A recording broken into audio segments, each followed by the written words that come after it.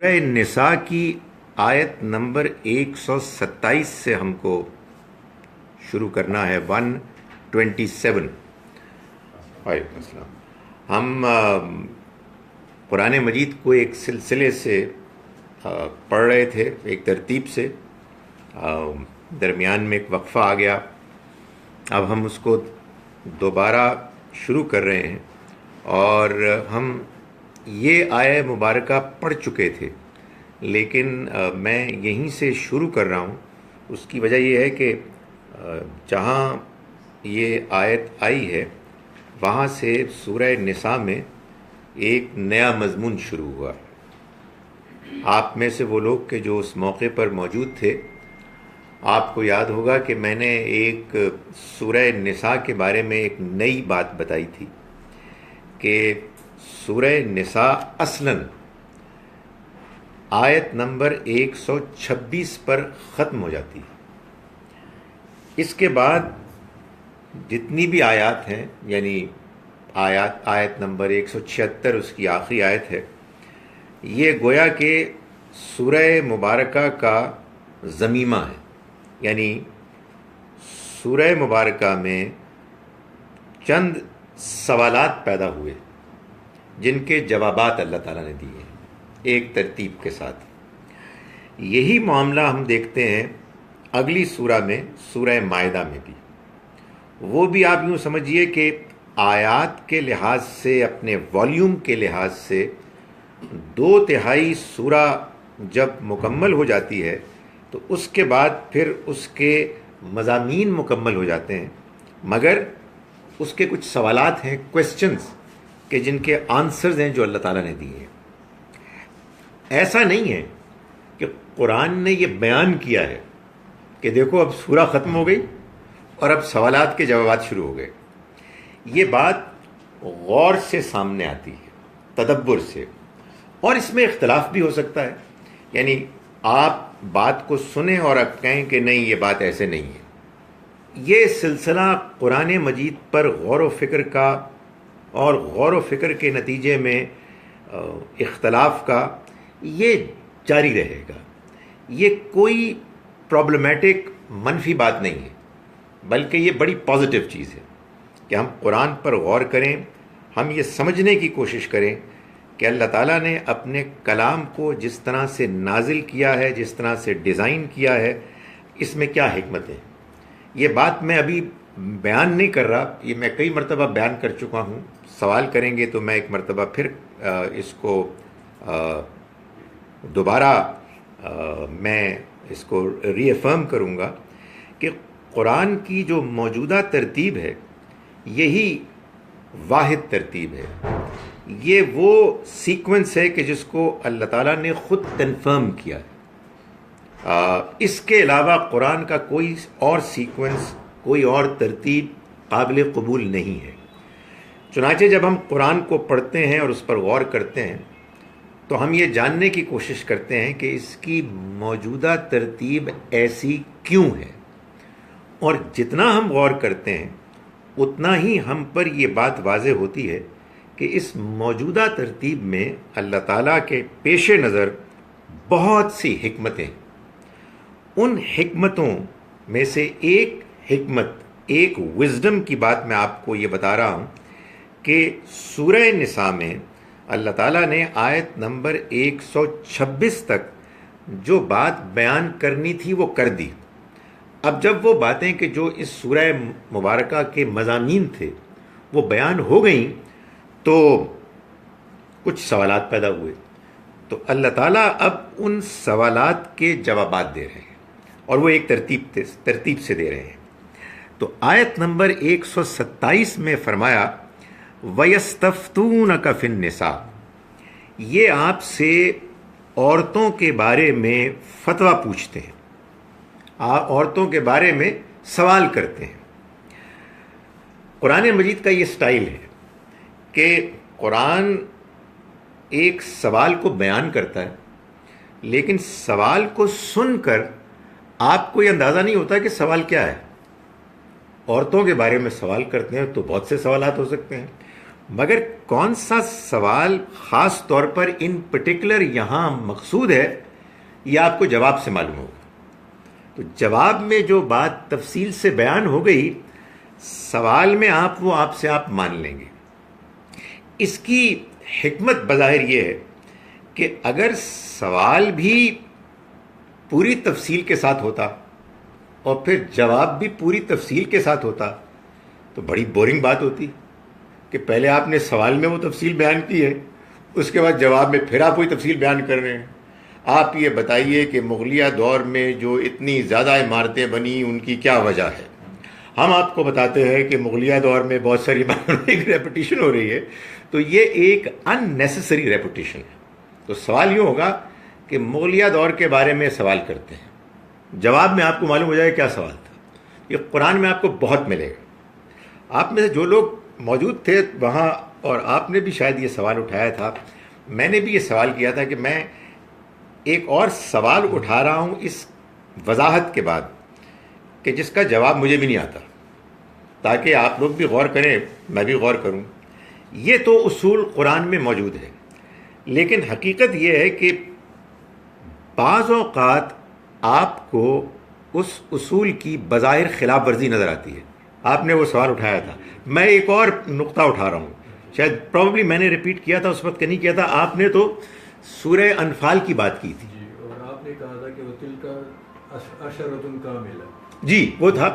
ایک اور بات آپ اگر غور کریں سورہ انفال میں 10-20 پہ غالب ہوں گے اور 100 پہ 100 ہوگی، اس تفصیل کی کیا ضرورت ہے. سورہ یوسف میں آپ دیکھیں گے کہ جب وہ بادشاہ کا کارندہ یوسف علیہ السلام کے پاس جاتا ہے اور وہ ان سے کہتا ہے کہ آپ ہمیں بتائیں کہ بادشاہ نے یہ خواب دیکھا، تو وہ پہلے خواب پہلے بتایا گیا اور پھر دوبارہ اس کو ریپیٹ کیا گیا. سو یہ ایکسیپشن ہے.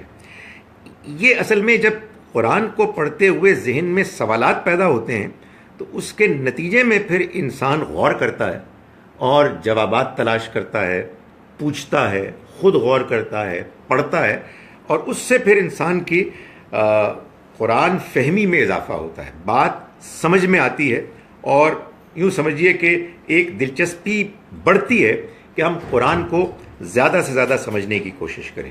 تو یہاں میں آپ کو ایک اصولی بات بتا رہا ہوں کہ اللہ تعالیٰ نے یہاں فرمایا کہ وَيَسْتَفْتُونَكَ فِي النِّسَاءِ، یہ آپ سے عورتوں کے بارے میں فتویٰ پوچھتے ہیں، فتویٰ مانگتے ہیں، حکم مانگتے ہیں. اب یہ جو جواب ہے یہ بتائے گا کہ اصل میں وہ کیا مسئلہ تھا جس کے بارے میں لوگ سوال کر رہے تھے. اور میں نے گزارش کی کہ یہ سوال قرآن میں سورہ نساء کی پچھلی آیات کو پڑھنے سے پیدا ہوا.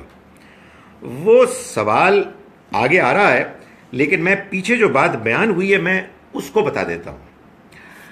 سورہ نساء کے بالکل آغاز میں اللہ تعالیٰ نے یہ بات بیان فرمائی ہے کہ جب معاشرے میں کچھ بچے یتیم ہو جاتے ہیں، جیسے مثال کے طور پر مدینہ منورہ میں غزوہ احد کے بعد 70 مسلمان شہید ہوئے، تو ظاہر ہے کہ ان کی بیویاں بیوہ ہو گئیں، ان کے بچے یتیم ہو گئے.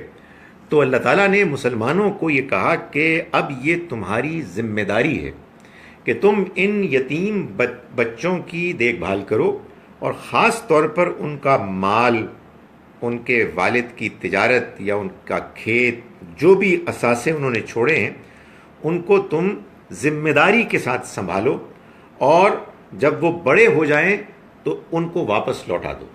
اب ظاہر ہے کہ یہ چیز آسان نہیں ہے، اس میں مشکلات ہیں. تو اللہ تعالیٰ نے اس مشکل کو آسان کرنے کے لیے ایک تجویز دی، ایک پاسبلٹی بیان کی کہ بھائی اگر تم کو اس میں کچھ مشقت نظر آتی ہے تو ایک امکان یہ بھی ہے کہ تم ان کی ماؤں کو یا بہنوں کو نکاح میں لے آؤ. اور وہیں وہ بات بیان کی کہ اس میں 2-2 3-3 4-4 بھی ہو سکتے ہیں.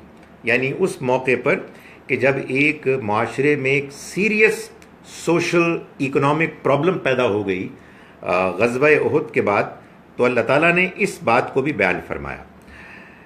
جن لوگوں نے اس مقصد کو سامنے رکھتے ہوئے بعض بیواؤں سے نکاح کیا تو ان کو یہ خیال ہوا کہ یہ تو ہم ایک اور مقصد کے لیے نکاح کر رہے ہیں، یہ نکاح ہم وہ نکاح تو نہیں کر رہے نا کہ جو عام طور پر معمول کے مطابق کیا جاتا ہے، یہ تو ایک ضرورت کو پورا کرنے کے لیے کیا جا رہا ہے۔ تو کیا اس میں ضروری ہے کہ مہر ادا کیا جائے اور وہ جو حقوق کا معاملہ ہے اس کا خیال رکھا جائے؟ ہم سب جانتے ہیں کہ یہ تو اصل میں ایک خاص یتیموں کے بہبود کو سامنے رکھتے ہوئے یہ فیصلہ کیا گیا۔ یہ سوال پیدا ہو گیا، اس کا اب اللہ تعالیٰ جواب دے رہے ہیں، قل اللہ یفتیکم فیہن، ان کو کہہ دو کہ اللہ تم کو ان کے بارے میں اب فتویٰ دیتا ہے، یعنی اللہ اب تمہیں یہ بتائے گا کہ اس معاملے میں جو تمہیں سوال ذہن میں آ رہا ہے، تمہیں خیال تمہارے اندر پیدا ہو رہا ہے، اس میں صحیح موقف کیا ہے۔ فرمایا کہ وما یتلا علیکم فی الکتاب، اور وہ کہ جو پڑھ کر تم کو سنا دیا گیا کتاب میں، کتاب سے مراد یہ اللہ کی کتاب، اور اس میں خاص طور پر یہ سورہ مبارکہ جس میں پہلے سے بیان کیا ہے، فی یتام النساء، یتیموں کی ماؤں کے بارے میں، اللاتی لا تؤتونہن ما کتب لہن، وہ مائیں، وہ عورتیں کہ جن کو تم نہیں دینا چاہتے جو ان کے لیے لکھ دیا گیا ہے، یعنی جو ان کا حق ہے، ان کا مہر، ان کی مالی ذمہ داریوں کو تمہاری طرف سے پورا کیا جانا، وَتَرْغَبُونَ أَن تَنكِحُوهُنَّ، لیکن اس کے باوجود تم چاہتے ہو کہ تم ان سے نکاح کرو، وَالْمُسْتَضْعَفِينَ مِنَ الْوِلْدَانِ، اور اسی طرح سے معاملہ ہے کمزور بچوں کا بھی، وَأَن تَقُومُوا لِلْيَتَامَى بِالْقِسْطِ، اللہ تم کو فتویٰ دیتا ہے، اللہ تم کو حکم دیتا ہے کہ ان ماؤں، ان بہنوں جن سے کہ تم نکاح کر رہے ہو، ان کے حقوق بھی پورے کرو، ہر حال میں ادا کرو، اور یتیموں کے ساتھ بھی ہر حال میں انصاف پر قائم رہو۔ گویا کہ یہ جو ایک خیال پیدا ہوا کہ یہ تو ہم نے ایک خاص مصلحت کے تحت نکاح کیا ہے، اس میں ہمیں ان کے ان مہر کو اور دوسری حقوق کی چیزوں کو ادا کرنا کوئی ضروری نہیں ہے۔ اللہ تعالیٰ نے فرمایا کہ ضروری ہے، اس میں تمہیں کسی قسم کی چھوٹ نہیں مل سکتی، یہ لازم ہے، اور اسی طرح سے یہ بھی ضروری ہے کہ تم یتیموں کے معاملے میں بھی پورے انصاف پر قائم رہو۔ وَمَا تَفْعَلُوا مِنْ خَيْرٍ فَإِنَّ اللَّهَ كَانَ بِهِ عَلِيمًا، اور جو بھلائی کا کام بھی تم کرو گے تو اللہ اس کو جانتا ہے، یعنی مطلب یہ ہے کہ اگر تم نے ایک خیر خواہی بھلائی کے جذبے کے تحت ایک کام کرنے کا بیڑا اٹھایا ہے تو جان لو کہ اللہ اس سے واقف ہے، اور اگر تم یہ کام صدق دل سے، نیک نیتی سے کرو گے تو اللہ اس کو جانتا ہے، اللہ اس کو نوٹ کروائے گا اور تمہیں اس کا اجر دے گا۔ اس لیے تم جو نیکی کا کام بھی کرو وہ اس کے قانونی تقاضوں کے مطابق ان کا لحاظ رکھتے ہوئے بھی اور اچھی نیت کے ساتھ کرو، تو پوری طرح سے مطمئن رہو کہ اللہ اس سے واقف ہے اور اللہ تمہارے اجر کو ضائع نہیں ہونے دے گا۔ وَإِنِ امْرَأَةٌ خَافَتْ مِن بَالِهَا نُشُوزًا، ظاہر ہے یہ تو اللہ نے حکم دے دیا۔ اللہ کے حکم دینے کا مطلب یہ نہیں ہوتا کہ اب لوگ اس حکم پر عمل کریں گے اور پورے دل و جان سے کریں گے۔ لوگوں کی قسمیں ہوتی ہیں، بعض بڑے شاندار صاحب ایمان با کردار ہوتے ہیں اور بہت سارے بالکل ڈھیلے ہوتے ہیں۔ کوئی حکم تو انہوں نے سن لیا، اس پر ظاہری تھوڑی بہت عملداری بھی کی، لیکن بہرحال انسان کی نیت، اس کا عزم، اس کا ایٹیچیوڈ، اس کو تو آپ کنٹرول نہیں کر سکتے نا، اس میں تو پرابلمز آئیں گی۔ تو اب یہ جو اگلی آیت مبارکہ ہے یہ ان مسائل کو بیان کر رہی ہے۔ فرمایا وَإِنِ امْرَأَةٌ خَافَتْ مِن بَالِهَا نُشُوزًا، اگر کسی عورت کو اپنے شوہر سے اندیشہ ہو، خافت اندیشہ ہو، نشوزن بیزاری کا، او اعراضن یا بے پرواہی کا، یہی لفظ نشوز استعمال ہوا ہے شوہروں کے شوہروں کو خطاب کر کے بیویوں کے بارے میں اس آیت میں، کہ جو آیت بہت مشہور ہوگی، آیت نمبر 34۔ مجھے ابھی کچھ عرصے پہلے آسٹریلیا جانے کا موقع ملا، تو وہاں ایک برازیلین خاتون ڈومیسٹک وائلنس پر ریسرچ کر رہی تھی۔ تو میرے میزبان نے کہا جی کہ یہ ان سے بھی آپ کچھ پوچھ سکتے ہیں۔ تو اس خاتون نے کہا جی کہ what is your opinion about verse 34؟ میں نے کہا میڈم اٹس سورہ 4 ورس 34۔ کہتے yes yes yes you right, what is your opinion about? یہ وہ آیت ہے جس آیت میں آگے چل کے کچھ بیوی پر ہاتھ اٹھانے کا ذکر ہے۔ وہ میں بیان کر چکا، ابھی میں اس کو دوبارہ بیان کرنے کا رسک نہیں لے سکتا۔ آپ سوال کریں گے میں جواب دے دوں گا، مگر ظاہر ہے اس کا ایک اپنا کانٹیکسٹ ہے۔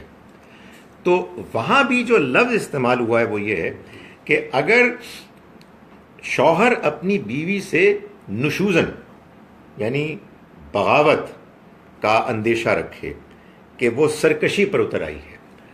اب جب یہ شوہر کے لیے لفظ استعمال ہوا ہے نشوزن، تو یہاں اس سے مراد ہے یعنی بیزاری۔ دونوں کا مطلب تو ایک ہی ہونا چاہیے۔ دونوں میں اصل میں جو اصل مفہوم ہے وہ ہے حقوق سے لاپرواہی۔ جب بیوی کی جانب سے یہ ہوگا تو اصل میں وہ بغاوت کرے گی، سرکشی کرے گی، میں نے نہیں کرتا، میں نہیں مانتی۔ اور جب شوہر کی جانب سے ہوگا تو وہ اس کی طرف متوجہ نہیں ہوگا، وہ اس کو حیثیت نہیں دے گا، لیکن لفظ دونوں کے لیے ایک استعمال ہوا ہے۔ تو فرمایا کہ اگر کوئی عورت یعنی بیوی اپنے شوہر سے اندیشہ رکھے بیزاری کا، او اعراضن یا بے پرواہی کا، یعنی کرنے کو تو شادی کر لی، ایک مقصد کے تحت کر لی، لیکن جوش جذبہ نیکی کا بعض اوقات 2-4 دن تک ہی رہتا ہے۔ یعنی بندہ اگر نیک ڈٹرمنڈ ہو تو اور بات ہے، ورنہ 2-4 تقریریں سنی یہ بہت ہوتا ہے، اور یہ بہت زبردست کام ہے میں جناب کروں گا، اور کرنے کے بعد 2-4 دن کے بعد معلوم ہوا کہ طبیعت ہی بدل گئی، موڈ ہی خراب ہو گیا۔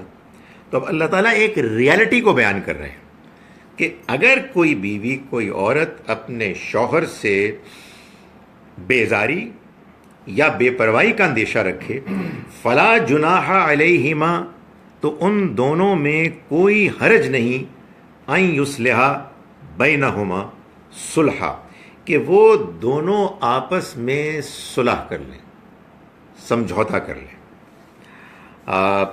ظاہر ہے کوئی کہے گا کہ اس کو حکم دینا چاہیے کہ اب تمیز سے رہے، اپنے آپ کو ٹھیک کرے۔ نہیں، گھر کے اندر لوگوں کے ایٹیچیوڈ میں آپ کوئی پولیس نہیں قائم کر سکتے، آپ حکمن نہیں کہہ سکتے کہ آپ سارا وقت مسکرایا کریں اسی کو بات ہوئی ہے۔ انسان کو وہ حکم اللہ تعالیٰ دے گا کہ جو قابل عمل ہے۔ تو یہاں اللہ تعالیٰ یہ فرما رہے ہیں کہ، اور ظاہر ہے کہ قرآن کے بیان سے لگ رہا ہے کہ اس وقت خطاب زیادہ بیوی کو ہے، کہ دیکھو اگر تم یہ محسوس کرو کہ یہ بندہ یہ کوئی دلچسپی نہیں لے رہا اور یہ کچھ بیزار سا ہے، تو کوئی حرج نہیں ہے کہ تم آپس میں مل کے کوئی سمجھوتا کر لو۔ وہ پوچھے کہ آپ کو پرابلم کیا ہے، یہ آپ مجھ سے ٹھیک طرح بات کیوں نہیں کر رہے؟ معلوم ہوتا ہے کہ گھر میں کوئی دلچسپی نہیں ہے۔ سو وہ بات چیت کر کے آپس میں سمجھوتا کر لیں۔ اللہ تعالیٰ فرماتے ہیں وَالصُّلْحُ خیر، اور سمجھوتے ہی میں بہتری ہے، صلح صفائی میں خیر ہے۔ اور آگے اللہ تعالیٰ یہ سمجھا رہے ہیں وَأُحْضِرَتِ الْأَنفُسُ الشُّحَّ، اور یہ بات تو ہے نا، یہ حقیقت تو تم جانتے ہو کہ لالچ، حرص لوگوں کے طبیعت میں ہوتی ہے، ان کی سرشت میں ہوتی ہے۔ یہ جو حرص ہے یہ اصلاً کوئی بری چیز نہیں ہے۔ ہمیں ہمارے اندر بعض اوقات خیر کے لیے بھی حرص ہوتی ہے، لالچ ہوتی ہے آگے بڑھنے کی، زیادہ پانے کی۔ لیکن اگر یہ حرص بری چیزوں کے بارے میں ہو، خواہشات کے معاملے میں حد سے آگے بڑھ جائے، تو ظاہر ہے کہ یہی وہ چیز ہے کہ جو پرابلم بن جاتی ہے۔ تو بظاہر تو یہ بات دونوں ہی سے کی جا رہی ہے اور دونوں ہی کو سمجھایا جا رہا ہے، لیکن معلوم ہوتا ہے کہ خاص طور پر اللہ تعالیٰ یہ اس عورت کو، بیوی کو سمجھا رہے ہیں کہ جس کو اپنے شوہر کی جانب سے توجہ، دلچسپی میں کمی محسوس ہو رہی ہے، کہ بات یہ ہے کہ انسان کے اندر لالچ ہوتی ہے، انسان کے اندر حرص ہوتی ہے، اور اس کو جان لو۔ چنانچہ وَإِن تُحْسِنُوا وَتَتَّقُوا، اگر تم حسن سلوک کرو اور تقوی اختیار کرو، فَإِنَّ اللَّهَ كَانَ بِمَا تَعْمَلُونَ خَبِيرًا، تو جو کچھ تم عمل کرتے ہو اللہ تعالیٰ اس سے باخبر ہے، اللہ اس کو جانتا ہے۔ یعنی گویا کہ اگر آپ سمجھیں بات کو تو اللہ تعالیٰ یہ سمجھانے کی کوشش کر رہے ہیں کہ بی بی ایک تو تمہارے پاس چوائس یہ ہے کہ تم ختم کر دو معاملہ، مگر وہ کوئی فوراً اختیار کرنے والی چیز نہیں ہے، اس میں اپنی مشکلات ہیں۔ سمجھانے کو سمجھا لے آدمی، سمجھانے کے نتیجے میں بندہ ٹھیک ہو جائے، بہت اچھی بات ہے، یہ تو آئیڈیل ہے، لیکن اگر یہ نہیں ہو رہا تو آپس میں کچھ کمپرومائز کر لو، کہ تمہیں کوئی مہر کی وجہ سے تم جو تمہیں مجھے دینا ہے پرابلم ہے، کوئی اور چیز ہے کہ جو ایسی ہے کہ جو بوجھ بن رہی ہے، لیٹس ٹاک اباؤٹ اٹ، اور آپس میں ایک انڈرسٹینڈنگ ہو جائے۔ اور یہ سمجھایا کہ دیکھو لوگوں میں لالچ تو ہوتی ہے، اور یہ فرمایا کہ اگر تم حسن سلوک کرو اور تقوی اختیار کرو تو جو کچھ بھی تم عمل کرتے ہو اللہ اس کو دیکھتا ہے۔ پھر مردوں کی طرف التفات کر کے اللہ تعالیٰ فرما رہا ہے وَلَن تَسْتَطِيعُوا أَن تَعْدِلُوا بَيْنَ النِّسَاءِ، اور یہ تو نہیں ہو سکتا تمہارے لیے، ممکن نہیں ہے کہ تم بیویوں کے معاملے میں پورا عدل کرو، آخری حد تک تم انصاف کرو، یہ تو نہیں ہو سکتا۔ وَلَوْ حَرَصْتُمْ، چاہے تم کتنی ہی خواہش کیوں نہ کر لو، فَلَا تَمِيلُوا كُلَّ الْمَيْلِ، مگر ایسا تو نہ ہو کہ تم ایک ہی جانب پوری طرح جھک جاؤ، فَتَذَرُوهَا كَالْمُعَلَّقَةِ، اس طرح سے کہ دوسری بالکل لٹک کے رہ جائے، بالکل معلق ہو جائے۔ یعنی تمہیں اگر تم نے کسی مقصد کے تحت ایک سے زیادہ نکاح کیا ہے تو تمہیں اپنی پوری کوشش کرنی ہے کہ دونوں کے درمیان انصاف کرو، وہ انصاف کہ جو دل کا بھی ہو، عمل کا بھی ہو، ہر چیز میں ہو، یہ تو ممکن نہیں ہے۔ تمہیں مٹیریلی دوسرے معاملات میں جس میں تمہارے لیے ممکن ہے انصاف کرنا وہ تو کرو گے، لیکن یہ کہ طبیعت کا میلان، جھکاؤ، اس کا ظاہر ہے کہ کوئی امکان نہیں کہ تم دونوں کے ساتھ ایک ہی طرح کا معاملہ کرو، تو دوسری کو بالکل معلق نہ چھوڑ دو۔ وَإِن تُصْلِحُوا وَتَتَّقُوا، اور اگر تم صلح، صفائی اختیار کرو، اپنے آپ کو درست رکھتے رہو، وَتَتَّقُوا، اور اللہ سے ڈرتے رہو، فَإِنَّ اللَّهَ كَانَ غَفُورًا رَحِيمًا، تو اللہ مغفرت کرنے والا، رحم کرنے والا ہے۔ وَإِن يَتَفَرَّقَا، اور اگر وہ دونوں جدا ہو جائیں، یغنِ اللہ کلم من سعتہ، تو اللہ ہر ایک کو اپنی وسعت سے بے نیاز کر دے گا۔ سمجھ رہے ہیں بات؟ یعنی آخری حد تک کمپرومائز کرنے کے لیے اللہ تعالیٰ انکریج کر رہا ہے، لیکن اس کے بعد یہ کہہ رہا ہے کہ اس کا یہ مطلب نہیں ہے کہ مرد یا عورت اپنی عزت نفس کو پامال کر کے، اپنے آپ کو ذلیل کر کے وہ گھر میں رکھے۔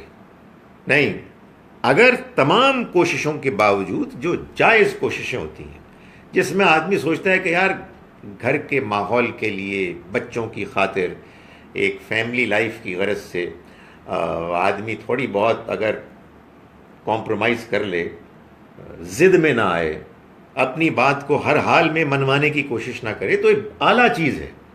اللہ کے ہاں وہ شخص کے جو قربانی دیتا ہے وہ زیادہ پسندیدہ ہے۔ اپنے آپ کو دوسرے سے اونچا کرنا، یہ کیا کمال ہے، یہ تو اصل میں ضد ہے۔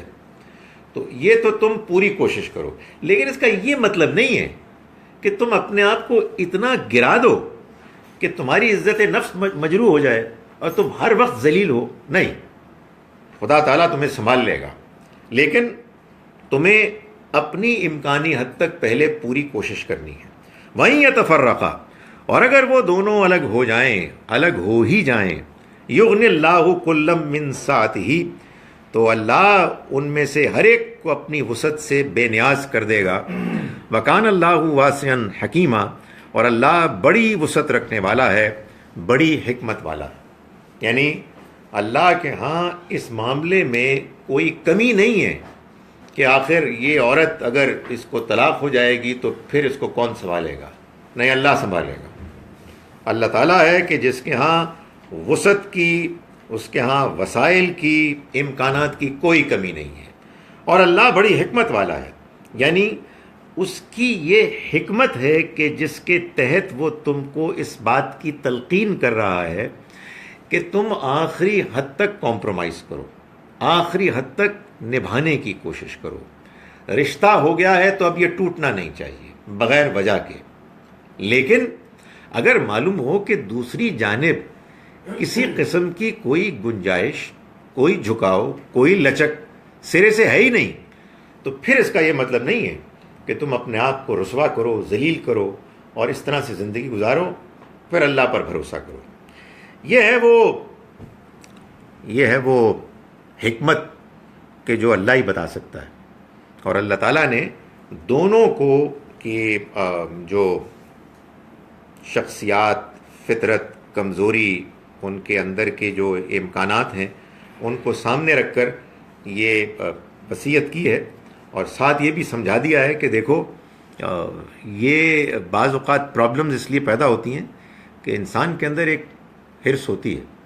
یہ جملہ کوئی جسٹیفیکیشن کا جملہ نہیں ہے کہ اگر کوئی گڑبڑ کر رہا ہے تو اس کے اندر لالچ ہوتی ہے اب کیا ہو سکتا ہے. نہیں، اس وقت یہ سمجھانے کا جملہ ہے.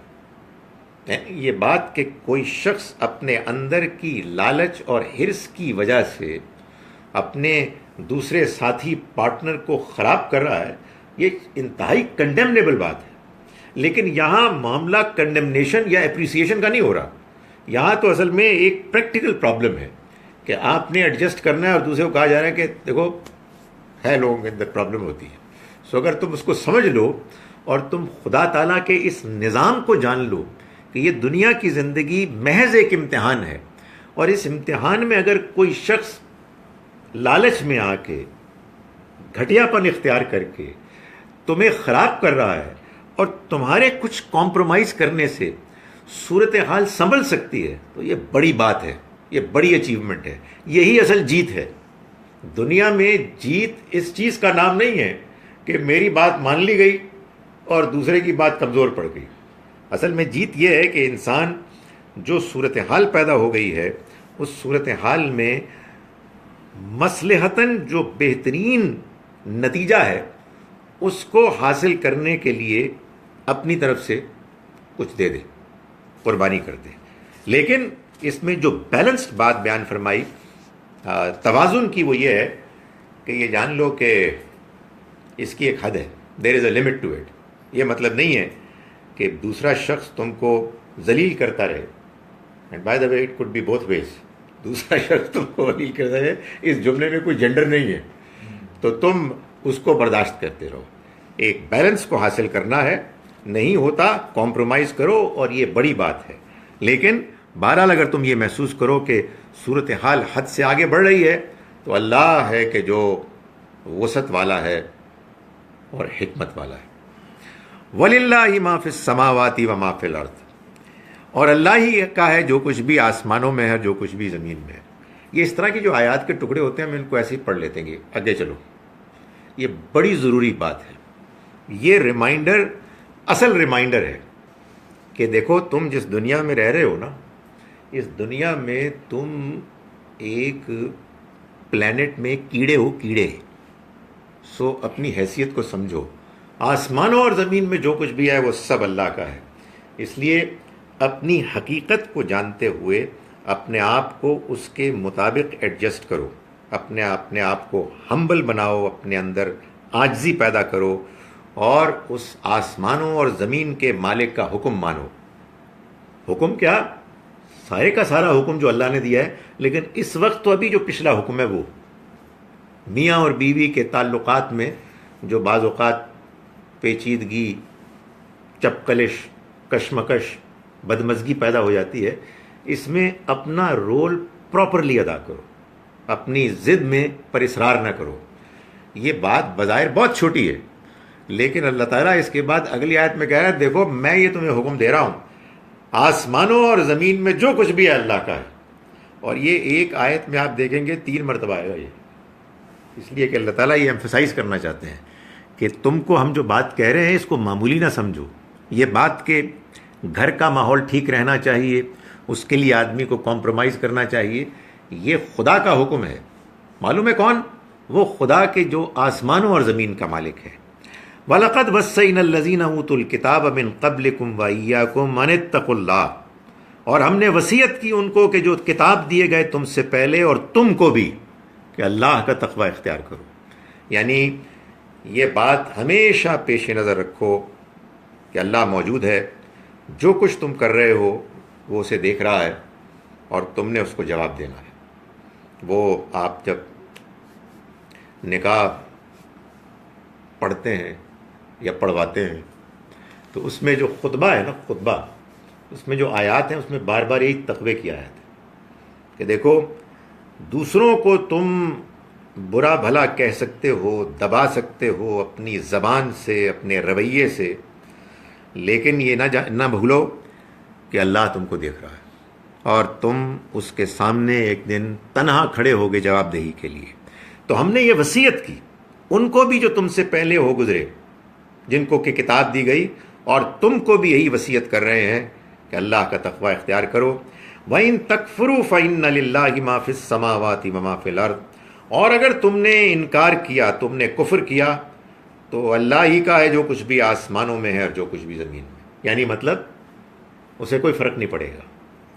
تم نے اگر وہ رویہ اختیار کیا، یہاں کفر سے مراد یہ نہیں کہ انسان کہہ رہا ہے کہ میں اللہ کو نہیں مانتا یا میں اللہ کے دین کو نہیں مانتا، یہ ناشکری کا، ضد کا، انکار کا رویہ کہ خدا کا پیغام پہنچ گیا ہے، بات سمجھ میں آ گئی ہے اور بندہ کہتا ہے میں نے ضد کرنی ہے، میں نے اپنی منمانی ہے، میں نے اپنی بات کو اونچا کرنا ہے۔ تو اگر تم نے انکار کی روش، انکار کا رویہ اختیار کیا تو جان لو کہ اللہ ہی کا ہے جو کچھ بھی آسمانوں میں اور زمین میں ہے۔ یعنی مطلب تم کیا چیز ہو، تم کس بات پر اکڑ رہے ہو، سارا کچھ تو اس کا ہے۔ وَكَانَ اللَّهُ غَنِيًّا حَمِيدًا، اور اللہ بے نیاز ہے اور تعریف کیا گیا ہے، جس کو کہتے ہیں نا عام طور پر، یہ ترجمے ہمارے بڑے مشکل ہو گئے ہمارے لیے، ستودہ صفات ہے، پڑھتے ہیں نا آپ ستودہ صفات، یعنی تمام صفات اسی کی ہیں، وہ تعریف کیا گیا ہے، اس کو تمہاری تعریف کی کوئی ضرورت نہیں ہے۔ اس نے تو اصل میں تمہارے لیے یہ جو ہدایت بیان کی ہے اس لیے نہیں کی کہ اس سے اس کی کوئی ضرورت پوری ہوتی ہے، اس کی کوئی ضرورت ہے ہی نہیں، بلکہ اس نے تمہارا بھلا چاہا ہے کہ تم اس دنیا میں ایسی زندگی گزارو کہ جس میں تم انسانوں کے ساتھ بھی ٹھیک طرح رہو اور اپنے رب کے ساتھ بھی تمہارا صحیح رویہ ہو۔ اور دیکھیں تیسری مرتبہ ہے وَلِلَّهِ مَا فِي السَّمَاوَاتِ وَمَا فِي الْأَرْضِ، پھر سن لو اللہ ہی کا ہے جو کچھ بھی آسمانوں میں اور جو کچھ زمین۔ ایکچولی یہ حقیقت جو ہے، یہ اگر انسان کو نہ صرف یہ کہ سمجھ میں آ جائے بلکہ وہ اپنے اندر اس کو ہضم کر لے، ایبزارب کر لے، انٹرنلائز کر لے، تو بہت سے مسئلے حل ہو جائیں کہ یہ جو کچھ بھی ہے اس میں کچھ بھی میرا نہیں ہے، یہ سبھی کچھ اللہ کا ہے، مجھے تو چند دنوں کے لیے اس نے اس کو استعمال کے لیے دیا ہے آزمائش کی غرض سے، اور میری کوئی حیثیت نہیں ہے۔ فرمایا وَكَفَى بِاللَّهِ وَكِيلًا، اور اللہ بھروسے کے لیے کافی ہے۔ إِن يَشَأْ يُذْهِبْكُمْ أَيُّهَا النَّاسُ، اگر وہ چاہے تو تمہیں ہٹا دے اے لوگوں، وَيَأْتِ بِآخَرِينَ، اور تمہاری جگہ پر دوسروں کو لے آئے۔ یعنی مطلب یہ ہے کہ اس دنیا میں اے مسلمانوں، اگر تمہیں اب ایک موقع ملا ہے کہ تمہیں اللہ کا پیغام پہنچا ہے براہ راست، کہ تم اس کو پڑھو، اس کو سمجھو، اس پر عمل کرو، دنیا والوں کے سامنے پیش کرو، تو یہ بڑی پریولیج ہے، یہ بڑا اہم مقام ہے، اس کی قدر کرو۔ نہیں کرو گے تو خدا کا کچھ نہیں بگاڑ سکتے۔ ان یشاء، اگر وہ چاہے، یذہبکم ایھا الناس، تو اے لوگو، یعنی وہ لوگ جو موجود ہیں جن کو کہ یہ پیغام ملا ہے، وہ تمہیں ہٹا دے، لے جائے، وَیَأْتِ بِآخَرِین، اور دوسروں کو لے آئے، یعنی وہ دوسرے کہ جن کو جب یہ پیغام ملے گا تو وہ اس کی قدر کریں گے۔ وَكَانَ اللَّهُ عَلَىٰ ذَلِكَ قَدِيرًا، اور اللہ اس بات پر پوری قدرت رکھتا ہے۔ یعنی یہ مت سمجھو کہ یہ محض کوئی دھمکی ہے، وہ کرنے پہ آئے گا، کر لے گا، کر گزرے گا۔ اللہ کی طرف سے اس دنیا میں انسانوں کو جو بھی پریولیجز ملتی ہیں، جو بھی حیثیتیں ملتی ہیں، وہ کنڈیشنل ہوتی ہیں۔ کوئی بھی پریولیج اللہ کی جانب سے انکنڈیشنل نہیں ہوتی کہ آپ صحیح جگہ پیدا ہو گئے ہیں، بس جی وارے نیارے ہیں، کیا کہنے ہیں، آپ جو مرضی آپ کریں۔ نہیں، آپ کو اگر کوئی مقام ملا ہے اپنے خاندان کی وجہ سے، اپنی قوم کی وجہ سے، تو یہ در حقیقت مبنی ہے آپ کے اس رویے پر کہ آپ اس مقام کی ذمہ داریوں کو سمجھ کر نبھاتے ہیں، نہیں نبھاتے۔ اور اگر آپ لاپرواہ ہو جاتے ہیں اور آپ یہ سمجھتے ہیں کہ آپ کا یہ مقام، مرتبہ، خاندان، یہ سٹیٹس، یہ از خود آپ کو ایک ایسی حیثیت دے رہا ہے کہ جس کے بعد آپ کا کوئی کچھ نہیں بگاڑ سکتا، تو یہ بھول جائیے۔ فرمایا کہ یہ اللہ کے لیے بالکل آسان ہے، وہ اس چیز پر پوری قدرت رکھتا ہے کہ وہ آپ کو ہٹا دے اور کسی اور کو لے آئے۔ یہ بڑی غلط فہمی ہوتی ہے لوگوں، اور خاص طور پر مذہبی لوگوں کو، کہ جی الحمدللہ صحیح جگہ پیدا ہو گئے، بڑا کمال ہو گیا۔ صحیح جگہ پیدا ہو گئے، بڑی بڑی ذمہ داری ہے، بڑی اس کے ساتھ تو بڑی رسپانسبلٹیز ہے کہ آپ نے کیا سمجھا، کیا مانا، کتنا عمل کیا، کتنا سمجھایا، کیا رویہ اختیار کیا۔ تو اگر آپ نے اپنے مرتبے اور مقام کو ایک حیثیت والا سمجھ کر آپ اکڑ گئے اور غلط رویہ اختیار کیا، تو فرمایا کہ وہ لے جائے گا تم کو، اے لوگوں، اور دوسروں کو لے آئے گا۔ مکان اللہ علی ذالک قدیرا، اللہ اس چیز پر قدرت رکھتا ہے۔ من کان یرید ثواب الدنیا، جو شخص چاہتا ہے دنیا کا بدلہ، فعند اللہ ثواب الدنیا والآخرہ، تو اللہ کے پاس دنیا کا بدلہ بھی ہے۔ اور جو شخص چاہتا ہے دنیا اور آخرت دونوں کا بدلہ، تو اللہ کے پاس دونوں کا بدلہ بھی ہے۔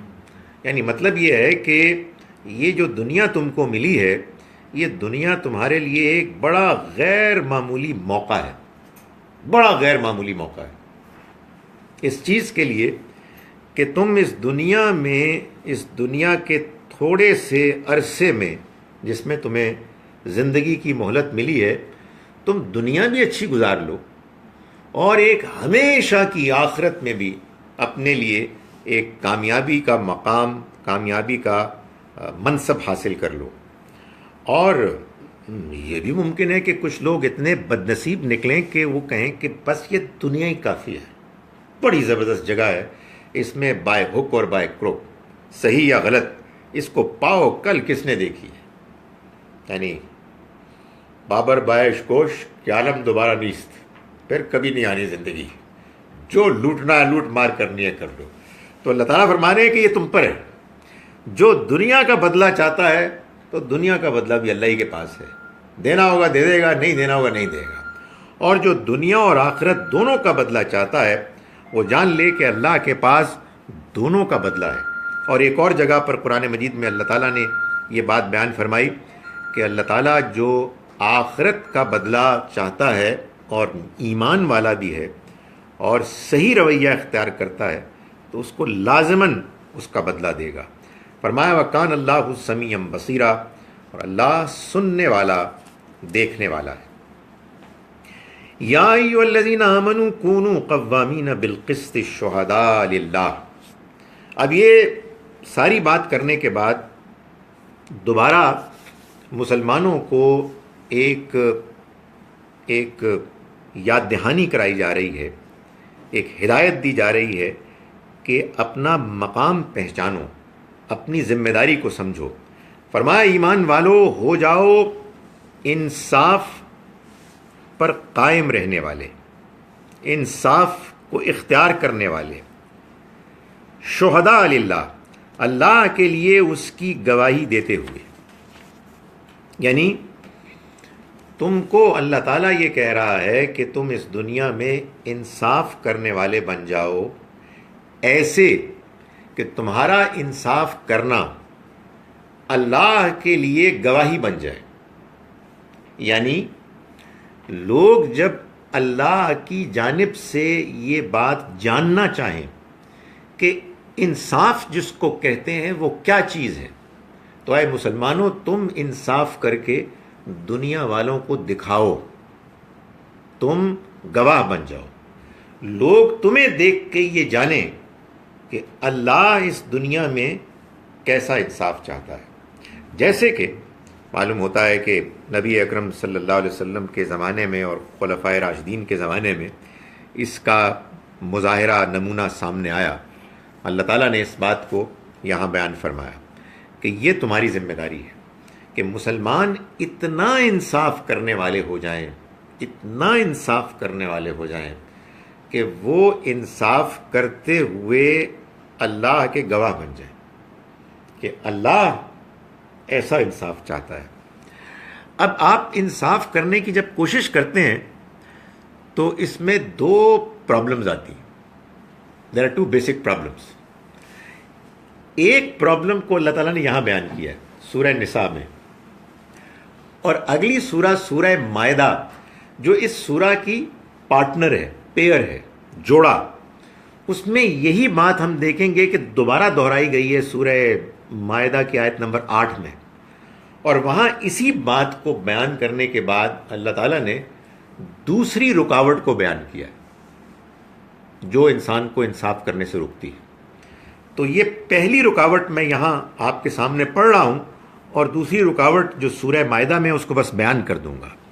فرمایا وَلَوْ عَلَىٰ أَنفُسِكُمْ أَوِ الْوَالِدَيْنِ وَالْأَقْرَبِينَ، چاہے انصاف کرنے کے نتیجے میں جو تم فیصلہ کرو وہ تمہارے اپنے مفادات کے خلاف جائے، یا تمہارے والدین کے خلاف جائے، یا تمہارے رشتہ داروں کے خلاف۔ اللہ اکبر۔ یعنی جب انصاف کرو گے تو یہ بالکل ممکن ہے کہ پتہ لگے کہ اس کے نتیجے میں تو پکڑا گیا، تو تم نے پھر بھی انصاف کرنا ہے، چاہے تمہارا ذاتی مفاد اس کی زد میں آئے، چاہے تمہارے والدین کا بھلا ہو سکتا ہے میں اپنے پیو کے خلاف گل کرا، سوال ہی پیدا نہیں ہوتا، یہ نہیں ہو سکتا۔ آپ نے صحیح بات کرنی ہے، چاہے والدین کے خلاف ہو، چاہے رشتہ داروں کے۔ ان یکن غنیا او فقیرا فاللہ اولی بہما، امیر ہو یا غریب اللہ ہی دونوں کے لیے زیادہ حقدار ہے۔ فلا تتبعوا الہوی ان تعدلوا، اس لیے اللہ کی ہدایت کو چھوڑ کر تم خواہشوں کی پیروی نہ کرو کہ اس کے نتیجے میں تم انصاف سے ہٹ جاؤ۔ وَإِن تَلْوُوا أَوْ تُعْرِضُوا، اور یاد رکھو کہ اگر تم نے انصاف کی بات کو بگاڑنے کی کوشش کی، او تُعْرِضُوا، یا اس سے تم نے پہلو بچانے کی کوشش کی، اعراض کرنے کی کوشش کی، فَإِنَّ اللَّهَ كَانَ بِمَا تَعْمَلُونَ خَبِيرًا، تو اللہ جو کچھ تم کرتے ہو اس سے باخبر ہے۔ تم نے ٹال مٹول کرنے کی کوشش کی، تم نے بہانے بنانے کی کوشش کی، تم نے ایویڈنس کو ضائع کرنے کی کوشش کی، تم نے چرب زبانی اختیار کی، بہت زبردست تم نے تقریریں کرنی شروع کر دیں، تم نے بات خاموشی سے گول کرنے کی کوشش کی، اللہ جانتا ہے۔ سو تم کس کو دھوکہ دینا چاہتے ہو؟ سو تمہیں اے مسلمانوں ہر حال میں انصاف کرنا ہے۔ یہ یہاں بیان ہوا۔ سورہ مائدہ میں نے گزارش کی کہ یہی بات دوبارہ بیان کی، اور وہاں جو دوسری بڑی رکاوٹ، ایک رکاوٹ کیا؟ ذاتی مفادات یا اپنوں کے مفادات۔ اے میرے پھپھو دا پتر ہے تے نو لے لو، ایسی سلیکشن کر لو, گلی کوئی نہیں. کیا بدتمیزی ہے یار, میرٹ کی ایسی کی تیسی. سو ایک ہے اپنوں کے مفادات, اور دوسرا کیا ہے بھلا, کسی قوم کی دشمنی, اس کی تو بات ہی نہیں سنوں گا. سوال ہی پیدا نہیں ہوتا کہ اس خاندان کا کوئی بندہ سلیکٹ ہو جائے, سوال ہی پیدا نہیں ہوتا. تو اللہ تعالیٰ نے فرمایا کہ وَلَا يَجْرِمَنَّكُمْ شَنَانُ قَوْمٍ عَلَىٰ أَلَّا تَعْدِلُوا, تمہیں کسی قوم کی دشمنی اس بات پر مائل نہ کرے کہ تم انصاف نہ کرو. اعدلوا, انصاف کرو. وَأَقْرَبُ لِلتَّقْوَىٰ, یہ تقوی کے قریب ترین ہے. یہ بات کہ کوئی شخص کے جو ادروائز تمہارا دشمن ہے, وہ اگر کسی موقع پر اس انصاف کا معاملہ آ جائے اور بات اس کے حق میں جا رہی ہے تو اس کے حق میں فیصلہ کرو. بڑی بات ہے جی. یہ دونوں باتیں, یہاں اس کو بیان کیا اور وہاں اس کو بیان کیا. تو فرمایا کہ یہ کام تم کرو, اسی میں تمہاری بھلائی ہے. یا ایھا الذین آمنوا آمنوا باللہ ورسولہ والکتاب الذی نزل علی رسولہ والکتاب الذی انزل من قبل. یہ بڑی دلچسپ آیت ہے, یہ جو آیت اب میں پڑھ رہا ہوں.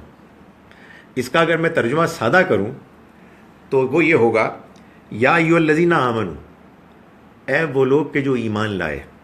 آمنو, ایمان لاؤ. یا ایھا الذین آمنوا, اے وہ لوگ جو ایمان لائے. آمنو, ایمان لاؤ. معلوم یہ ہوا کہ یہ جو مسلمان ہیں آپ, یہ تو بس ٹھیک ہے, یا ایھا الذین آمنوا ہیں کہ مان لیا, ساری کہہ رہے ہیں, میں بھی کہہ لینا ہے, کیا فرق پڑتا ہے.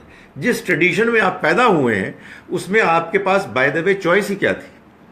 تو آپ سب مسلمان ہیں, اور یہ ظاہر ہے کہ یہ جس زمانے میں کہا جا رہا ہے اس زمانے میں تو عام طور پر لوگ مسلمان سوچ سمجھ کے بنتے تھے. تو اللہ تعالیٰ فرما رہے ہیں, اے وہ لوگوں کہ جو ایمان لائے, یعنی جنہوں نے ایمان کا دعویٰ کیا. آمنو, ایمان لاؤ, سچا ایمان لاؤ. باللہ و رسولہ, اللہ پر اور اس کے رسول پر. والکتاب الذی نزل علی رسولہ, اور اس کتاب پر جو اس نے اہتمام کے ساتھ نازل کی اپنے رسول پر.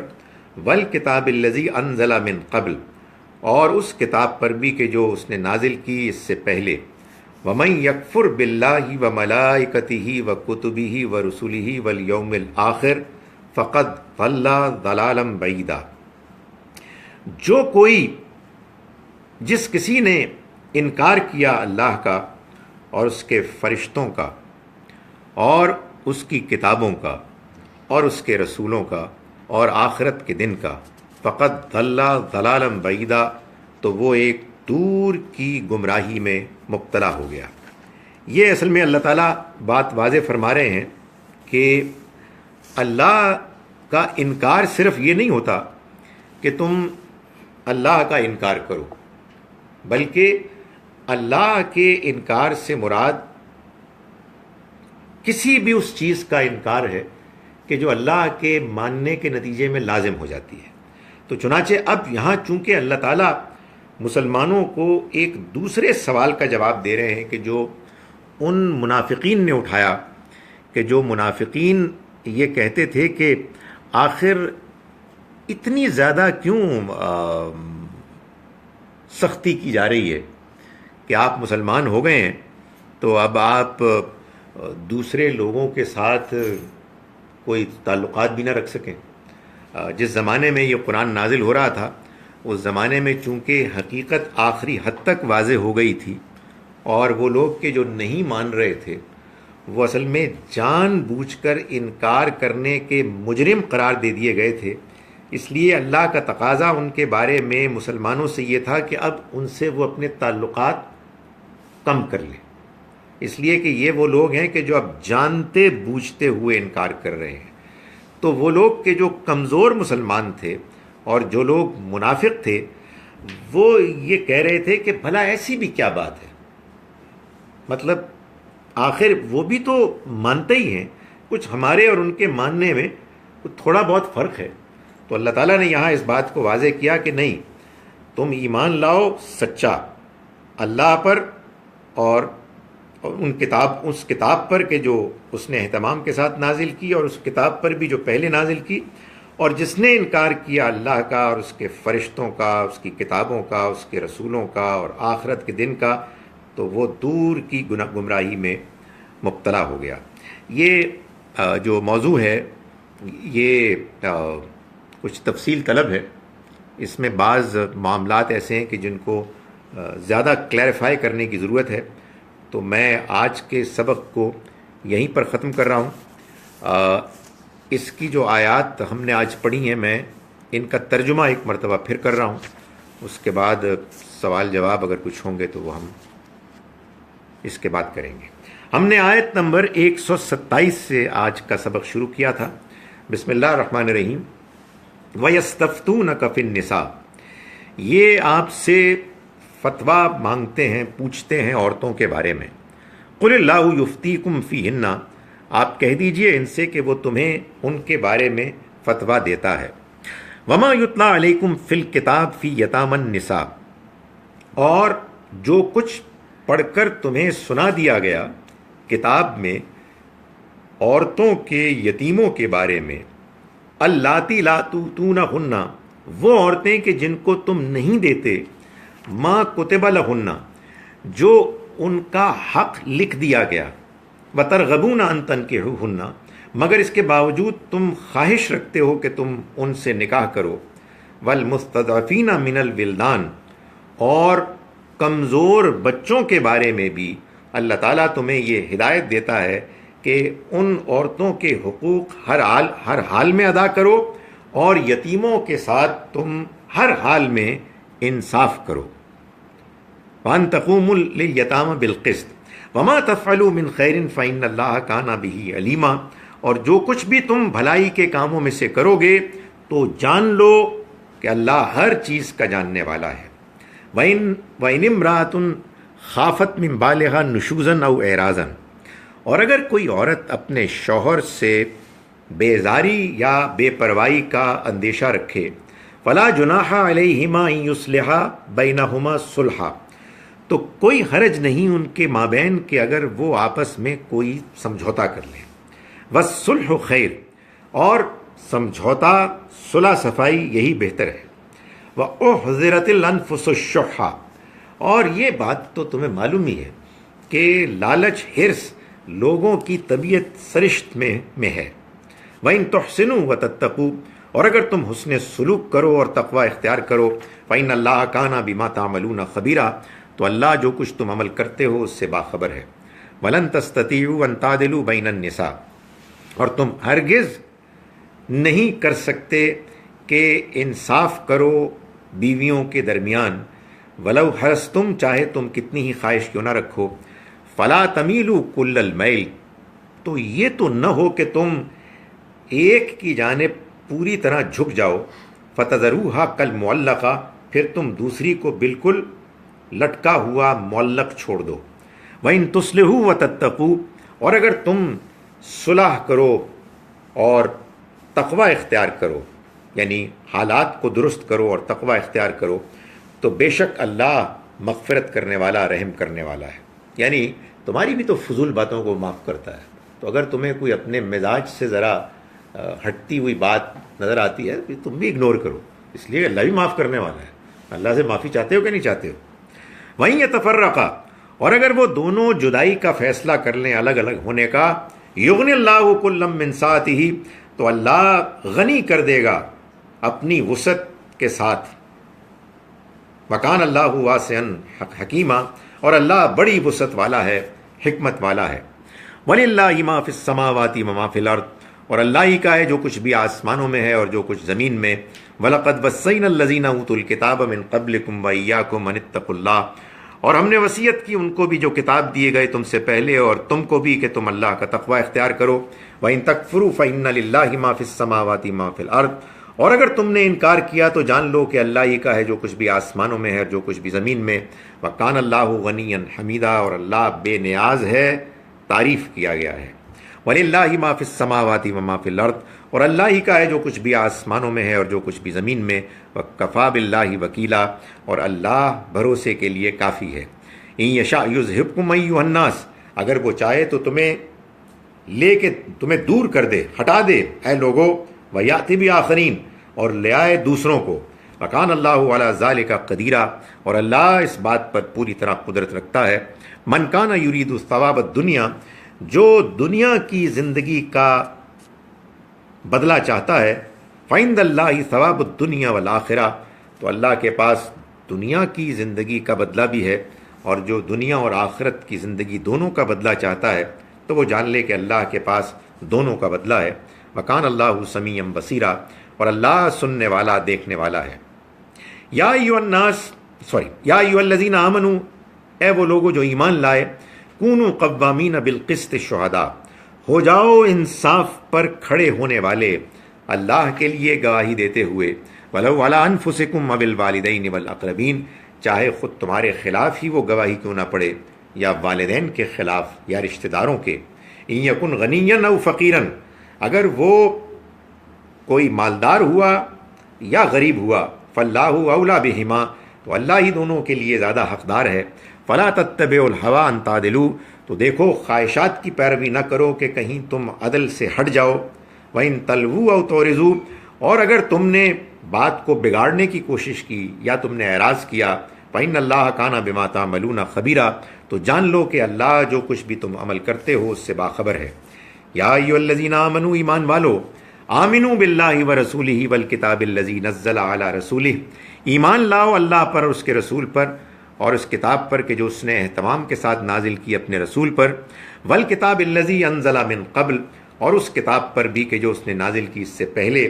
وَمَن یکفر بِاللَّهِ وَمَلَائِکَتِهِ وَکُتُبِهِ وَرُسُلِهِ وَالْیَوْمِ الْآخِرِ فَقَدْ ضَلَّ ضَلَالًا بَعِیدًا، اور جس کسی نے انکار کیا اللہ کا اور اس کے فرشتوں کا اور اس کی کتابوں کا، اس کے رسولوں کا اور آخرت کے دن کا، تو وہ دور کی گمراہی میں بھٹک گیا۔ اقول قولی ھذا واستغفر اللہ لی ولکم۔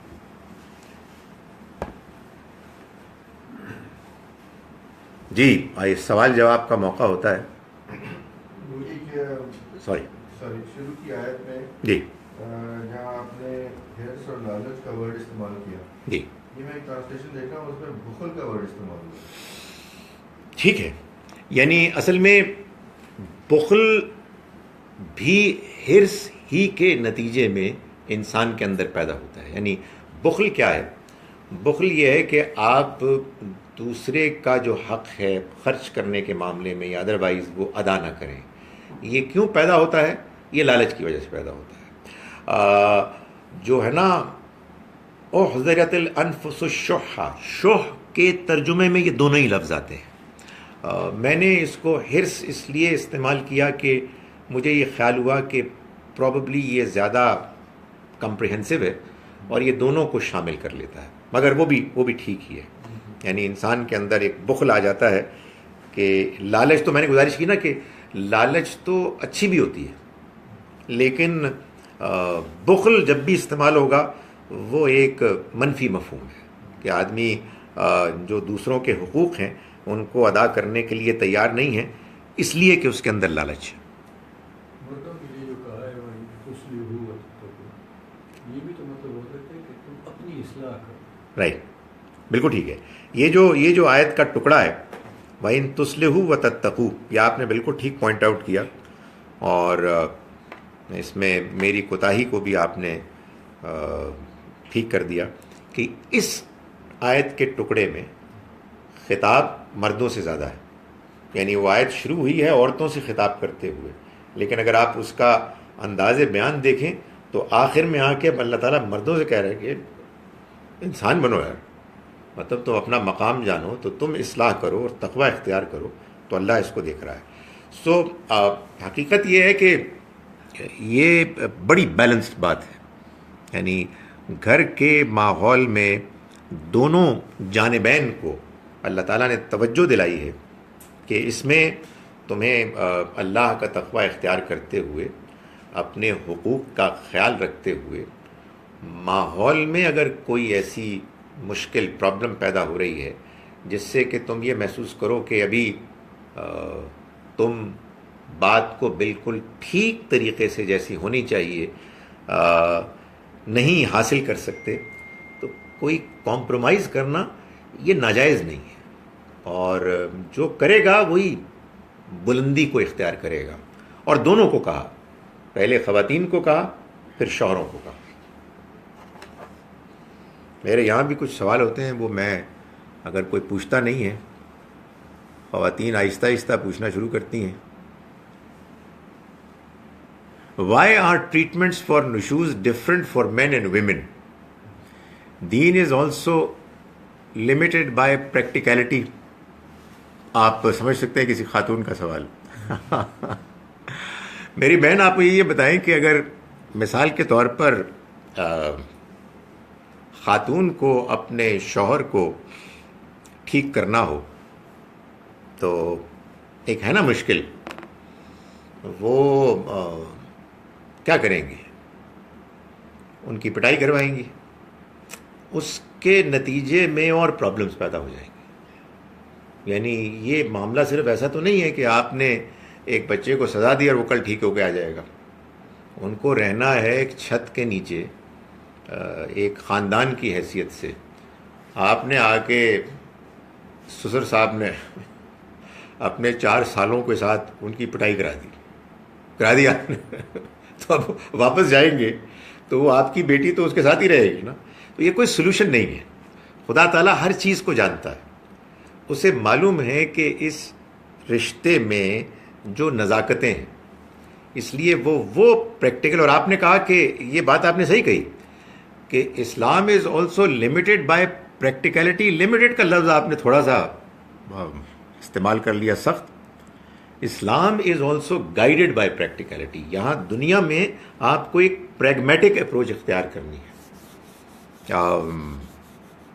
بعض اوقات بعض الفاظ سخت ہو جاتے ہیں، لیکن میں سمجھانے کے لیے کہہ رہا ہوں کہ یہ جو ہماری فیمنسٹ بہنیں ہیں، ان کی نیت تو بڑی اچھی ہوگی، لیکن اس کے نتیجے میں خاندان ختم ہو جاتے ہیں.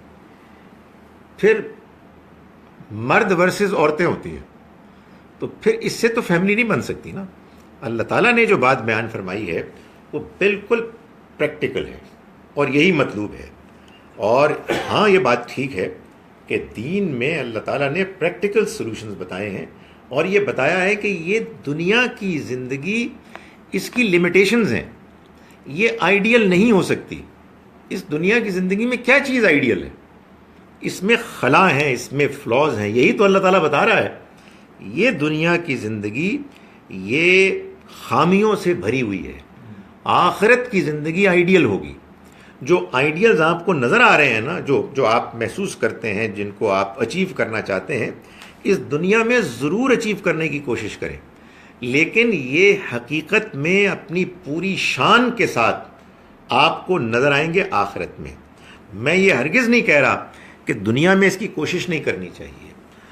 میرا خیال ہے کہ ہر جوڑے کو چاہیے کہ وہ ایک آئیڈیل جوڑا بننے کی کوشش کرے اور ان کی آپس میں بہترین کمیونیکیشن ہو، ایک دوسرے کے حقوق ادا کرنے والے، ایک دوسرے کی حقوق ذمہ داریوں کو نبھانے والے یہ ہونا چاہیے. مگر یہ حقیقت ہے کہ جو قرآن نے بیان کی کہ وَأُحْضِرَتُ الْأَنفُسُ الشُّحَّ، طبیعت میں لالچ ہوتی ہے، طبیعت میں بخل ہوتا ہے، خواہش ہوتی ہے. تو اب یہ جو اللہ تعالیٰ نے بات بیان فرمائی ہے، یہ کسی کو ڈیفینڈ نہیں کر رہا، وہ یہ بتا رہا ہے کہ یہ میں نے کیا ہے.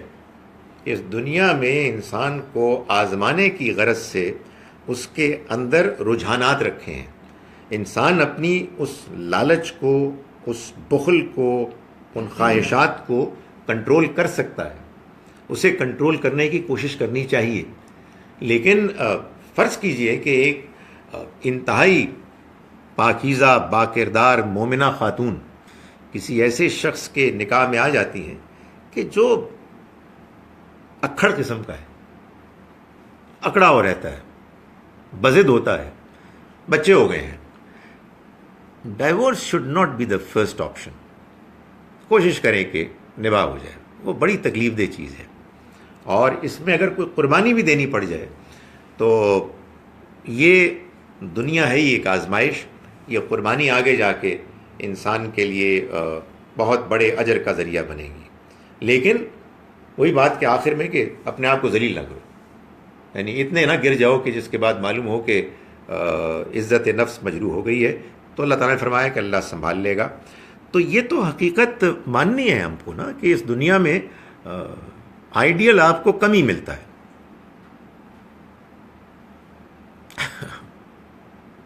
I mean, men can use force to fix women and women have to appease men. میں نے اس کا جواب دے دیا, اس سے میں جواب واضح نہیں دے سکتا. باقی ڈاکٹر صاحب, do you think force used on women can bring about any genuine change in a woman's behavior? What kind of a relationship is kept together out of fear? نہیں, یہ بات آپ نہیں سمجھی. وہ میں نے آیت نمبر 34 کی جب وضاحت کی تھی تو میں نے اس وقت یہ گزارش کی تھی کہ contrary to the common understanding کہ جو لوگوں کا خیال ہے کہ اللہ تعالیٰ نے شوہروں کو بیویوں پر ہاتھ اٹھانے کا لائسنس دے دیا ہے, بالکل الٹ بات ہے, روک دیا ہے.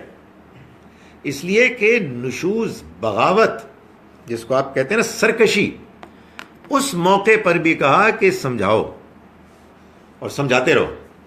سمجھانے پر بات نہ بنے تو دوسرا جو پہلو, وہ جو سٹیپ ہے وہ یہ ہے کہ تم ان کو بستروں سے الگ کر دو. یہ بھی کئی دن کئی ہفتے چلے گا.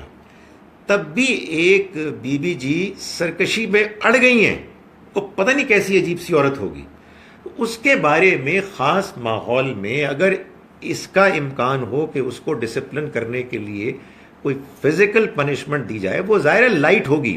دیکھیں ایک بات سمجھ لیں کہ جس کو آپ کہتے ہیں نا وائف بیشنگ, ہاتھ اٹھانا, یہ اصل میں وہ جاہلانہ عمل ہوتا ہے کہ جو فوری طور پر غصے میں آ کے ایک امیجیٹ ایک ریئیکشن کے طور پر آدمی کرتا ہے. اس سے خدا تعالیٰ نے روک دیا ہے, اس لیے کہ آخری انتہا یہ ہو سکتی ہے. ایک تو یہ نا کہ تم نے کھانا کیوں نہیں بنایا, اس میں نمک کیوں نہیں ڈالا, تم نے میرے ساتھ اس طرح گفتگو کیوں کی. اس پہ تو آپ کر ہی کچھ نہیں سکتے سوائے اس کے کہ آپ سمجھائیں. وہاں یہ کہا جا رہا ہے سرکشی, بغاوت, اور تب بھی کیا کرو, فائزوہن, سمجھاؤ. تو مارنا کہاں آ گیا؟ یہ بات ہی لوگوں نے غلط سمجھی ہے. سو میرا یہ خیال ہے کہ یہ بات ٹھیک نہیں ہے. اور جو دوسری بات ہے وہ یہ ہے کہ اس میں جو باتیں کی گئی ہیں وہ ظاہر ہے کہ وہ بھی ایک حکم نہیں ہے بلکہ وہ ایک آپشنل گائیڈنس ہے. جب اللہ تعالیٰ فرماتا ہے نا سورہ جمعہ میں کہ جب تم جمعے کی نماز پڑھ لو تو فانتشروا فی الارض, زمین میں پھیل جاؤ, وابتغوا من فضل اللہ, اور اللہ کے فضل کو تلاش کرو. تو اس کا مطلب یہ نہیں ہے کہ اللہ تعالیٰ یہ کہہ رہے ہیں کہ جمعے کی نماز پڑھنے کے بعد تمام مسلمانوں پر لازم ہے کہ وہ جا کے دکانیں کھولیں, اور اگر وہ دکانیں نہیں کھولیں گے تو گناہ گار ہوں گے.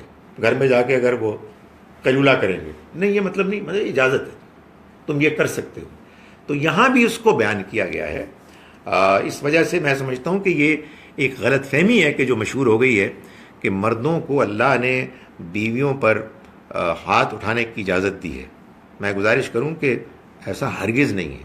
ایک اور مثال میں نے دی تھی کہ سورہ نور میں اللہ تعالیٰ نے یہ بتایا کہ جب شوہر کو, آخری انتہا کیا ہو سکتی ہے کہ شوہر کو اپنی بیوی کے بارے میں یہ شبہ نہیں بلکہ کائنڈ آف یقین ہو جائے کہ وہ زناکاری میں مبتلا ہے کسی اور کے ساتھ, تب بھی اللہ تعالیٰ کیا کہتے ہیں کہ تم نے لوگوں کے سامنے یہ قسم کھانی ہے 4 مرتبہ کہ میں سچا ہوں, اور 5ویں مرتبہ یہ کہ مجھ پر لعنت ہو اگر میں جھوٹا ہوں. آخری بات ہے, اس میں بھی آپ اور کچھ نہیں کر سکتے. اور وہ عورت جس پر یہ الزام لگا ہے اس کے شوہر کی طرف سے, وہ اپنے آپ کو سزا سے بچا سکتی ہے اسی طرح سے 4 مرتبہ یہ کہہ کے کہ قسم کھا کے اللہ کی کہ وہ جھوٹا ہے, اور 5ویں مرتبہ یہ کہہ کے کہ اللہ کی لعنت ہو مجھ پر اگر وہ سچا ہے. عورت اپنے آپ کو بتا سکتی ہے. تو پٹائی کہاں آئی؟ Know where. وہ ایک ریئر ایک کیس جس میں کہ حد ہو گئی ہے کہ اس نے سمجھانے کی بھی انتہا کر دی, اس کے بعد اس نے اپنے تعلقات بھی ختم کر دیے, کئی ہفتے مہینے گزر گئے. اس کے بعد جو کچھ بھی وہ پنشمنٹ ہوگی وہ بیشنگ نہیں ہوگی جو انسان جانوروں کی طرح ہاتھ اٹھاتا ہے اور ہمارے یہاں ہوتا ہے. انفارچونیٹلی میں کوئی فخر سے نہیں کہہ رہا ہوں, یہ ایسٹ میں بھی ہے اور یہ ویسٹ میں بھی ہے, جس میں کہ گھر کے اندر رہتے ہوئے بعض لوگ بالکل بفر جاتے ہیں. اللہ تعالیٰ نے اسے روک دیا, آپ یہ نہیں کر سکتے.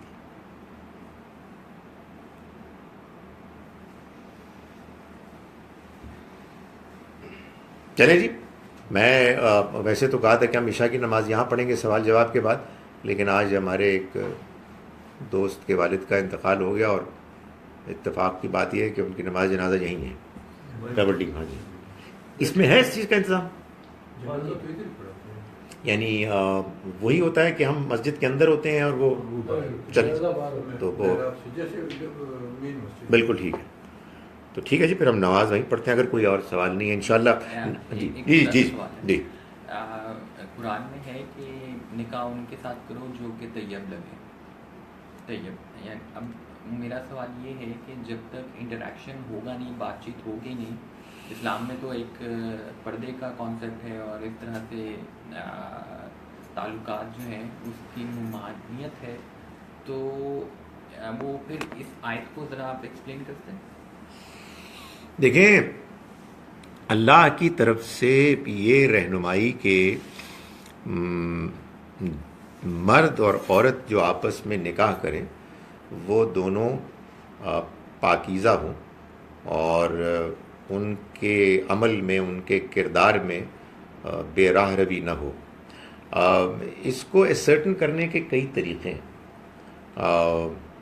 ایک تو اصولی بات یہ ہے کہ دونوں میں سے کوئی ایک بھی زنا کی سزا نہ پا چکا ہو. اگر ایسا ہے تو پھر وہ بالکل ناجائز ہے. یعنی کسی کو 100 کوڑے پڑ چکے ہیں تو اب قرآن کہتا ہے کہ یہ عام اہل ایمان سے ان کا نکاح نہیں ہو سکتا، وہ تو ختم ہو گیا. لیکن ظاہر ہے کہ اس انڈرسٹینڈنگ کا ایک دوسرا پہلو یہ ہے کہ اگر مرد کو عورت کے بارے میں یا عورت کو مرد کے بارے میں یہ بات معلوم ہے کہ وہ کہیں اور بھی ناجائز تعلقات رکھتے ہیں اور یہ سلسلہ جاری ہے تو پھر نکاح نہیں کرنا چاہیے. آپ یہ پوچھ رہے ہیں کہ اس کو کا کیسے علم ہوگا. بعض اوقات آپ جو انویسٹیگیشن کرتے ہیں ظاہر ہے جاننے والوں کو پوچھتے ہیں، رشتہ داروں کو ہم کرتے ہیں نا عام طور پر. جہاں سے بھی رشتہ آیا ہے وہاں آپ اس کو چیک کرنے کی کوشش کرتے ہیں کہ یہ جہاں رہتے ہیں، جہاں کام کرتے ہیں، ان کی کیسی ریپوٹیشن ہے. ہیونگ سیڈ دیٹ، ایسا نہیں ہے کہ آپ کوئی آپس میں انٹریکشن نہیں کر سکتے، لیکن جس کو کہتے ہیں نا کہ بالکل اکیلے ہونا، فلرٹ کرنا، یہ غلط ہے. یعنی آپ اگر کوئی آپس میں ایکسچینج آف انفارمیشن اور کوئی ایسی ملاقات جس میں کہ لوگ موجود ہیں ایک دوسرے کو جاننے کے لیے کرنا چاہیں تو اس سے نہیں روکا گیا. یہ جو جن کا یہ ریفرنس ہے وہ شاید کہ وہ تو آخرت کے لیے. اچھا. یہ تو اصل میں وہ بات میں سمجھتا ہوں ہے کہ جو قرآن مجید میں سورہ نور ہی میں اللہ تعالیٰ نے یہ بتا دیا ہے کہ وَحُرِّمَ ذَلِكَ عَلَى الْمُؤْمِنِينَ، یہ اہل ایمان پر حرام کی کر دی ہے. ظاہر ہے کہ اس میں اصل چیز تو یہ ہے کہ وہ کنوکٹڈ نہ ہو، ان کو سزا نہ ملی ہو، لیکن ظاہر ہے اس کی اسپرٹ کا تعلق اس سے بھی ہے کہ آپ عام حالات میں بھی سزا نہ بھی ملی ہو، اگر آپ کو یہ معلوم ہے کہ خدا نخواستہ دوسرا فرد اس گندگی میں مبتلا ہے تو پھر آبویسلی ریلیشن شپ نہیں ہونا چاہیے.